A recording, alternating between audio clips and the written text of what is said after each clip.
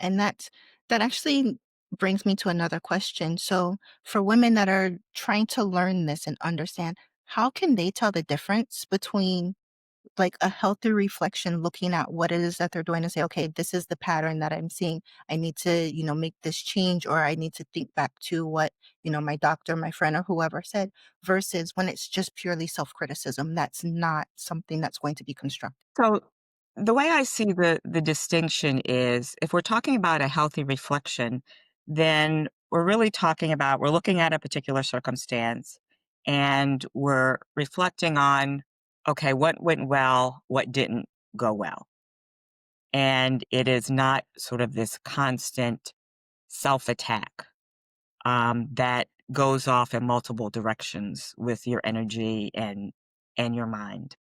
And so it's really a shifting, a reframing.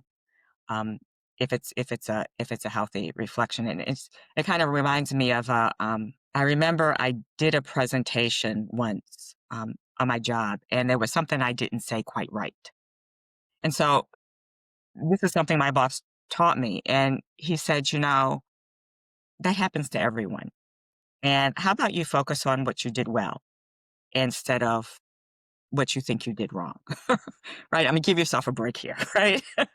You're just a human being.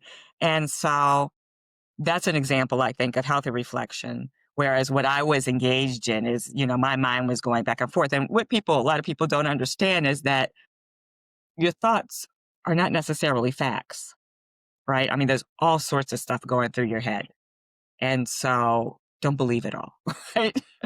Have some discernment, learn how to have some discernment of what it is that you're going to attach your energy and your own belief to, and all that stuff streaming through. I think one of the things I also try to help people discern between like what's a fact versus kind of what is kind of the negative thoughts they're having is one, I think having reflecting to someone's really important because sometimes you're speaking, but not even aware of what you're truly saying. And so one thing I always try to help is like, let's start off with the facts of what's happening. If you're an attorney, the attorneys are going to be like, well, they upset because no, no, no, no, no. What are the facts of what just happened? Because we deal with facts. Where people also find themselves kind of getting a little off kilter and especially judging themselves negatively is when they put like this, they put this big paintbrush everything. This person was mean to me. This person was bad. This person wronged me. It's like, wait a minute. Let's talk about the specific action that was done. What did this person specifically say? Because this is where we start. So many times people kind of put this judgment on everything. I was like, this is a judgment. This is the emotion judgment speaking up.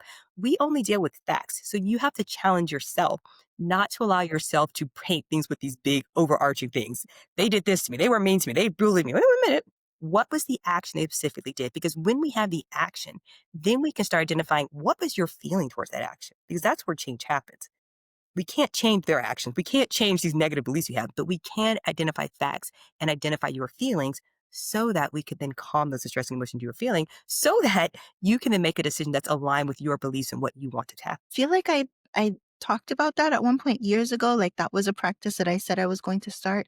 I may have started it, but I definitely forgot it. That's one that I can definitely see where I can bring that one back in. Yeah. And it's Yeah. easy to fall back into that old pattern. It's so easy because that's natural because the old pattern is very colluding. People support you. People are like, oh, yeah, they are bad. I can't believe they said that to you. But no one's really talking about what truly happened. And they're colluding with you, but not truly supporting you, which is, it gets really confusing. It gets really confusing because to do the other thing can also kind of be confrontational a little bit. People be like, oh, you're not supporting me. Oh, you're not believing me. But they did say that. It's like, yeah, they did something mean, but what was your response to that? How did you feel about that? And Uh-huh. so it can be challenging to have those conversations in a way that's like calming and soothing to the other person without kind of getting their guard up and making them feel defensive and making them feel like, you don't believe me. You don't support me. So it's a very kind of, it's a hard line to teeter sometimes. Yeah.